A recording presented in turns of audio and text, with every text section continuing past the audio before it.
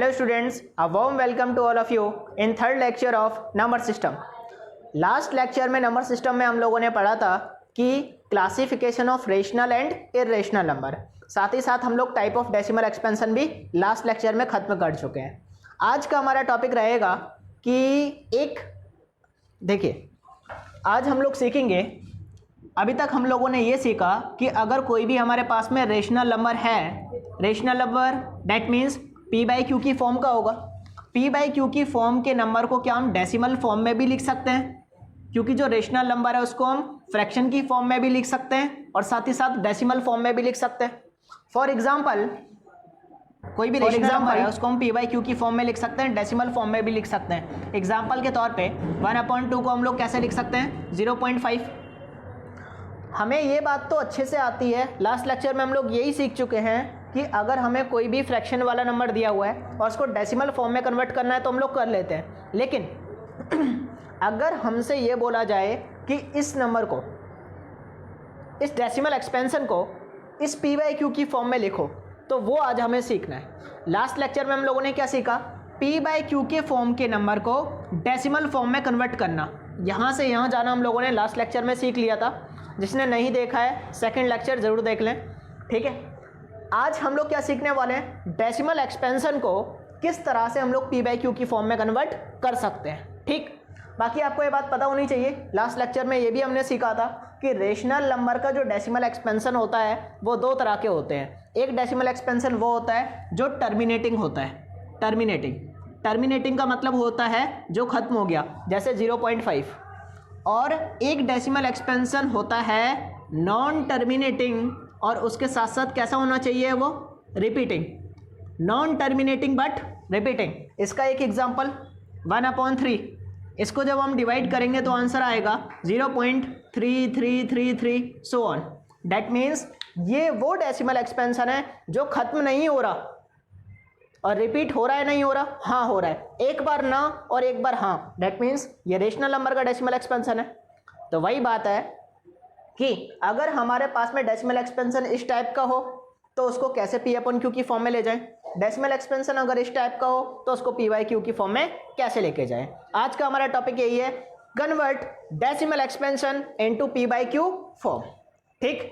Now let's start.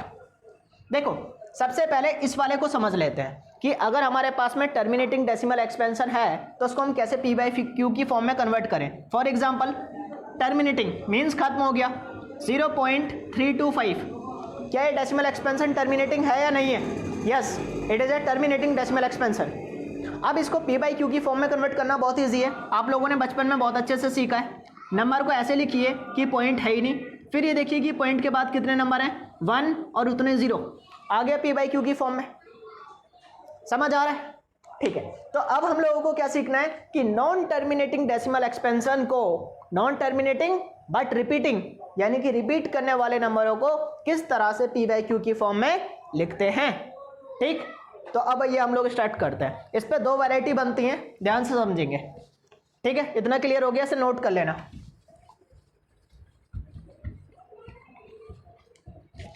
तो कहने का मतलब अब हम उन नंबरों के साथ डील करने वाले हैं, उन डेसिमल एक्सपेंशन के साथ डील करेंगे जो खत्म तो नहीं हो रहे बट रिपीट हो रहे हैं, ठीक।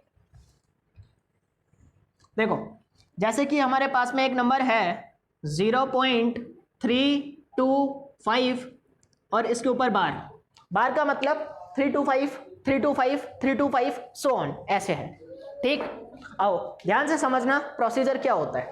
देखो थोड़ा सा इसमें लर्न करने वाला पार्ट भी होता है, उसको लर्न करना होगा आपको। Let x is equals to, ये n नहीं है, क्या है x equals to 0.325 325 so on, ठीक।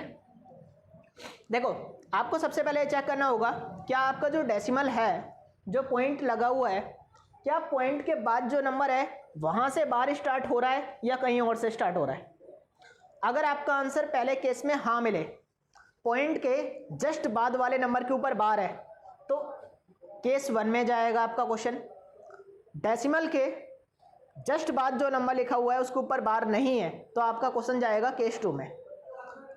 इस वैरायटी के दो केसेस हैं, दोनों केसेस पर आपको एक एक क्वेश्चन कराया जाएगा, बाकी क्वेश्चन आपको प्रैक्टिस के लिए दे दिए जाएंगे। Is it clear? ठीक है, तो सुनो इसमें क्या करना होता है। सबसे पहले हमने इसको x के इक्वल किया, लेट किया, और इसको हमने बोल दिया इक्वेशन नंबर 1।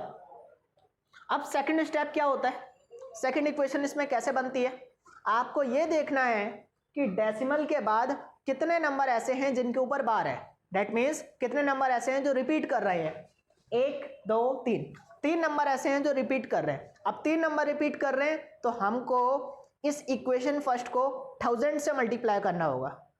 नहीं समझे? मतलब ये अगर 2 नंबर रिपीट कर रहे होते तो हम मल्टीप्लाई करते 100 से, 1 नंबर रिपीट कर रहा होता तो हम किससे मल्टीप्लाई करते? यस, 10 से। ठीक, तो अब क्या लिखेंगे, multiply by 1000 on both sides, दोनों साइड 1000 से मल्टीप्लाई करें। इस x को 1000 से मल्टीप्लाई करने पर क्या आएगा, 1000x।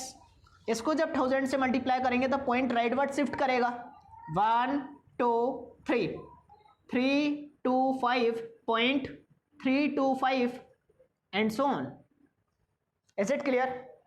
ये हमारी इक्वेशन 1 थी और ये हमारी क्या बन गई, इक्वेशन 2। क्लियर हो रहा है? हमने सबसे पहले क्या देखा, हमारा क्वेश्चन केस 1 में जा रहा है। केस 1 में जो हम x को लेट करते हैं वो हमारा फर्स्ट इक्वेशन होती है। सेकंड इक्वेशन बनाने के लिए आपको ये देखना पड़ेगा कि कितने नंबर रिपीट कर रहे हैं। नाउ सब्ट्रैक्ट इक्वेशन 1 फ्रॉम 2, इस इक्वेशन में से 2 में से 1 को सब्ट्रैक्ट कर दो। Subtract equation 1 from equation 2। अब लेफ्ट साइड में से लेफ्ट साइड को माइनस करेंगे, 1000x माइनस x, यहाँ पर 325.325 सो ऑन माइनस 0.325 ये आपको सो ऑन जो डॉट डॉट होते हैं ये आपको लिखना है। इसका मतलब ये नंबर आगे चल रहा है। ठीक, अब ध्यान से सुनना, यहाँ x है, यहाँ x है, मतलब यहाँ पर 1 है। 1000 में से 1 अच्छे से आपको आता होगा, 1000 में से 1 गए 999x। बाकी यहाँ देखिए डेसिमल के बाद 325 325 325, यहाँ पर डेसिमल के बाद 325 325। दैट मीन्स डेसिमल के पीछे के नंबर दोनों में सेम है, तो क्या डेसिमल के बाद जो आंसर है वो 0 हो गया। अब डेसिमल से पहले की बात कर लें, डेसिमल से पहले 325, डेसिमल से पहले 0, 325 में से 0 को माइनस किया 325, और आपको पता ही है डेसिमल के बाद 0 की कोई वैल्यू नहीं होती। Is it clear? Now x is equals to 325 upon में 999, ये आ गई हमारी x की वैल्यू। चेक कर लो, अगर कटिंग हो रही है तो कर देना, ये 3 की टेबल में आएगा, लेकिन इसको देखना 5 2 7, 7 और 3 10, ये 3 की टेबल में नहीं आएगा। दैट मीन्स यही सिंप्लीफाइड फॉर्म है, अब आगे कटिंग नहीं होगी। देखो आपने x को क्या लेट करा था, ये, अब x कितना बन गया, ये क्या डेसिमल एक्सपेंशन वाला नंबर p/q की फॉर्म में कन्वर्ट हो गया। Yes, is it clear? ये है हमारा केस 1। केस 1 वो होता है जिसमें डेसिमल के बाद जो नंबर लिखा है वहां से बार स्टार्ट हो जाता है। नाउ केस 2 पे समझते हैं, लिखा जा सकता है यहां पर। देखो केस 2 को देखो, केस सेकंड पर आते हैं। केस सेकंड में क्या है, 0.325 पर बार है इसके ऊपर। ठीक है, अब ध्यान से समझना इन दोनों केसेस में क्या डिफरेंस है। केस 1 में डेसिमल के जस्ट बाद वाले नंबर के ऊपर बार होता है, केस 2 में डेसिमल के जस्ट बाद वाले नंबर पे बार नहीं होगा, कहीं और होगा। ठीक है, तो ऐसे केस में क्या करना होता है केस 2 में, ध्यान से सुनना। सबसे पहले प्रोसीजर वही है, let x equals to 0.3, repeat होने वाला नंबर सिर्फ 25 है, वहाँ 325 के ऊपर बार था तो रिपीट होने वाला नंबर सिर्फ 25 है, तो 25 25 25 सो ऑन। ठीक, इस वाले केस में जो हमने x को लेट किया उसे इक्वेशन 1 नहीं मानना होता। आई रिपीटिंग, इसको इक्वेशन 1 नहीं मानना होता। इक्वेशन 1 किसको मानना होता है, ध्यान से सुनो। देखो इस वाले क्वेश्चन में तो पहले ही डेसिमल के जस्ट बाद वो नंबर था जिस पे बार स्टार्ट हो रहा था। अब क्योंकि यहाँ पर डेसिमल के जस्ट बाद ऐसा नंबर नहीं है तो यहाँ पर स्टेप 1 हमारा यही होता है कि डेसिमल को वहाँ पर पहुँचाया जाए जहाँ से बार वाला नंबर स्टार्ट हो रहा है। डैट मीन्स यहाँ पर अगर डेसिमल होता तो क्या जस्ट नंबर के ऊपर बार होता। डैट मीन्स इसको कितना शिफ्ट कराना है, एक शिफ्ट। तो एक शिफ्ट कब होता है, जब 10 से मल्टीप्लाई होता है। That means multiply by 10 on both sides. दोनों साइड 10 से मल्टीप्लाई करो। x को 10 से मल्टीप्लाई करने पर क्या होगा, 10x। इसको 10 से मल्टीप्लाई करने पर पॉइंट यहाँ शिफ्ट कर जाएगा, 3.252525 सो। इस केस में ये वाली जो इक्वेशन होगी इसको इक्वेशन 1 बोलेंगे, इक्वेशन 1। ठीक, तो हमारा जो डेसिमल है वो वहाँ पर पहुँच चुका है जहाँ पर बार वाला नंबर स्टार्ट होता है। अब बिल्कुल ऐसा ही बन चुका है। तो अब इसको एक तरह से हम इक्वेशन 1 मान लें, मतलब अब हमारा जो क्वेश्चन का लेवल है ना, अब वो वहाँ पर पहुँच चुका है। अब सेकंड इक्वेशन कैसे मिलेगी, वही नंबर वहाँ पहुँच चुका है। अब उतने नंबर्स, अब उससे मल्टीप्लाई मारो। पहले ये चेक करो कि कितने नंबर रिपीट हो रहे हैं। रिपीट कितने नंबर हो रहे हैं, बार कितने नंबर के ऊपर है, 2 नंबर के ऊपर। That means multiply this equation by 100। अगर 3 नंबर रिपीट हो रहे होते तो हम किससे मल्टीप्लाई करते, यस 1000 से। ठीक, तो क्या करेंगे, multiply equation 1 by 10 on both side. Sorry 10 नहीं, 2 नंबर है ना, 100 ऑन बोथ साइड्स। तो इस 10x को अगर 100 से मल्टीप्लाई करेंगे तो क्या हो जाएगा, 1000x। इसको अगर 100 से मल्टीप्लाई करेंगे 1 2 3 2 5, पॉइंट हमारा यहाँ पर पहुँच जाएगा, आगे 2 5 2 5 सो। और ये होगी हमारी इक्वेशन नंबर 2। ठीक, नाउ अगेन वही 2 में से 1 को सब्ट्रैक्ट कर दो।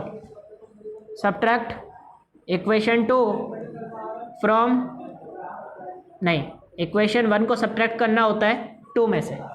ठीक, सब्ट्रैक्ट कर दो। 1000x minus 10x, 325.2525 minus 3.2525 dot dot dot. 1000 में से 10 को माइनस करने पर 990x, पॉइंट से पीछे 2525, पॉइंट के पीछे 2525, तो पॉइंट के पीछे तो 0, पॉइंट से पहले 325 माइनस 3 कितना बचा, 322। डैट मीन्स x की वैल्यू आई 322 अपॉन में 990। डेसिमल के बाद पॉइंट की डेसिमल के बाद 0 की कोई वैल्यू नहीं होती, तो 0 को हटा दिया। आगे इसको कटिंग करके और सॉल्व किया जा सकता है, आप लोग कटिंग कर लेंगे। लेकिन मेजरली जो मेरे को कंपैरिजन बताना था इन दोनों केसेस में, आई होप वो आपको क्लियर हुआ होगा। केस नंबर 1 में हमारा जो डेसिमल होगा उसके बाद वाले नंबर के ऊपर बार होगा, तो केस 1 का क्वेश्चन है। केस 2 का क्वेश्चन कब होगा, जब डेसिमल के बाद जो नंबर है, यहाँ पर क्वेश्चन पता है ऐसा भी हो सकता है 0.325 और सिर्फ 5 के ऊपर बार। डैट मीन्स डेसिमल के बाद जरूरी नहीं है कि एक ही नंबर के ऊपर बार ना हो। समझ आ रहा है, तो कहने का मतलब ऐसा भी क्वेश्चन हो सकता है। तो ऐसे केस में आप क्या करेंगे, सबसे पहले x की वैल्यू लिखेंगे, पहला मल्टीप्लाई आप इस तरह से मारेंगे कि आपका डेसिमल कहाँ पहुंच जाए, बार वाले नंबर के आगे। डैट मीन्स आपको 2 शिफ्ट कराने हैं, तो पहला आपका मल्टीप्लाई होगा 100 से, और फिर इक्वेशन 1 को आपको किससे मल्टीप्लाई करना होगा, क्योंकि आपका डेसिमल यहाँ पहुँच चुका होगा। अब आप देखेंगे कि रिपीट कितने नंबर हो रहे हैं, 1 नंबर, तो अगला मल्टीप्लाई होगा आपका 10 से। Is it clear. केस 1 में x की वैल्यू इक्वेशन 1 होती है, मल्टीप्लाई करने के बाद इक्वेशन 2 मिल जाती है, 2 में से 1 को माइनस कर दो, सॉल्व हो जाता है। यहाँ पर x की वैल्यू लिखने के बाद आपको पहले पॉइंट को बार वाले नंबर के आगे ले जाना होता है, तब इक्वेशन 1 बनती है। बार कितने नंबर के ऊपर है उससे मल्टीप्लाई करके आपकी इक्वेशन 2 बनती है। इक्वेशन 2 में से इक्वेशन 1 को माइनस कर दो तो आपका x की वैल्यू आ जाती है। Is it clear. क्या आपको ये पूरा फॉर्मेट क्लियर हुआ। क्वेश्चंस आप लोगों को बुक से, अपने रेफरेंस बुक से आप लोग कर लेंगे, वैरायटी आप लोगों को क्लियर करा दी। इस पे और क्वेश्चन 2-3 लिख लो। ऐसा हो सकता है 2.154 और इसके ऊपर बार 0.1628 के ऊपर बार। इस कैटेगरी के 2-3 क्वेश्चन हो गए। इस कैटेगरी में आप डाल लो 0.26 के ऊपर बार, 0.548 इसके ऊपर बार। ठीक है, ये 2-4 क्वेश्चन आप लोग कर लेना, आपको इसमें क्लियरिटी आ जाएगी। ठीक, अब मैं आप लोगों को बताने जा रहा हूँ शॉर्ट ट्रिक। ठीक है, अभी जो आप लोगों ने क्वेश्चन किया, आई होप आप लोगों ने इसको नोट कर लिया होगा, वीडियो पॉज करके आप नोट कर लेना। अब मैं आप लोगों को शॉर्ट ट्रिक बताता हूँ कि कैसे इन क्वेश्चनों को डायरेक्ट आंसर निकाल के वेरीफाई किया जा सकता है। ठीक है, देखो आंसर को रब नहीं करते हैं, आंसर को मैच करेंगे। देखो इस क्वेश्चन को ध्यान से देखना, क्वेश्चन था हमारा 0.325 के ऊपर बार। अब हम चाहते हैं कि इसका एक लाइन में आंसर आ जाए। आपको ध्यान से सुनना क्या बोला जा रहा है, नंबर क्या है उसे लिखो। नंबर है 325, उसमें से वो नंबर माइनस कर दो जिसके ऊपर बार नहीं है। ऐसा तो कोई नंबर नहीं है, तो यानी कि 0 अपॉन में टोटल कितने नंबर है यहाँ पर 3 है ना, तो 3 बार 9 लिखो। ऐसे कितने नंबर हैं जो रिपीट नहीं हो रहे, देखो टोटल पूरे नंबर को लिखो, वो माइनस कर दो जो नंबर रिपीट नहीं हो रहा, फिर नीचे टोटल जितने नंबर है उतनी बार 9 लिखो, उसमें से माइनस कर दो जितने नंबर रिपीट नहीं हो रहे। यहाँ तो एक भी नंबर ऐसा नहीं है जो रिपीट ना हो रहा हो, जिसके ऊपर बार ना हो, दैट मीन्स 0। तो सॉल्व करने पर कितना आया 325 अपॉन में 999। देखिए सॉल्व करने के बाद में यही आया था। This is the short trick. अब आप लोग सोच रहे होंगे ये तो समझ आया, अब इसको भी देख लिया जाए। चलो इसको भी देख लेते हैं। यहां हमारा क्वेश्चन था 0.325 और 25 के ऊपर बार। अगेन वही, अपने पूरे नंबर को लिखिए। पूरा नंबर क्या है 325, उसमें से वो नंबर माइनस करो जिसके ऊपर बार नहीं है, यानी कि 3 अपॉन में टोटल कितना नंबर है उतनी बार 9 लिखो, जितने नंबर है 999, उसमें से वो नंबर माइनस उतने 9 माइनस करो जितने नंबर रिपीट नहीं हो रहे, यानी कि सिर्फ 3 है, यानी कि एक बार 9। फाइनली 325 में से 3 गया 322 और माइनस करने पर 990। You can check. समझ आ रहा है? This is the short trick. इस ट्रिक से आपको स्कूल में बिल्कुल मार्क्स नहीं मिलेंगे, लेकिन आप इस ट्रिक को लगा के ये वेरीफाई कर सकते हो कि आपका आंसर जो निकला है वो सही है या गलत है। साथ ही साथ एक चीज़ और जान लो, कभी कभार आपको लग सकता है कि ये ट्रिक अप्लाई नहीं हो रही, तो याद रखना ये जो ट्रिक है ये तभी अप्लाई होती है जब 0 पॉइंट वाले नंबर हो, मतलब 0.168 है, इसके ऊपर बार है, आप लगा सकते हो। लेकिन आप तब मत लगाना जब क्वेश्चन ऐसा हो। ऐसे क्वेश्चन को आप सिंप्लीफाई कर लेना। कैसे कर लेना? ऐसे लिख लेना 0 मतलब 2 प्लस 0.126 उसके ऊपर बार। इसको आप अपने शॉर्ट ट्रिक से सॉल्व करना और इसमें बाद में 2 ऐड कर लेना। कभी भी डेसिमल से पहले अगर कोई नंबर हो तो आप इस शॉर्ट ट्रिक को नहीं लगाएंगे। आप कब लगाएंगे? जब डेसिमल से पहले क्या हो 0। Is it clear? तो ये रेस्ट्रिक्शन नहीं है, ये एक कॉन्सेप्ट है जो आपको याद रहना चाहिए इस शॉर्ट ट्रिक को लगाने के दौरान। आई होप यह आपको पूरा कॉन्सेप्ट समझ आया होगा विद शॉर्ट ट्रिक। ठीक है, रोक दे।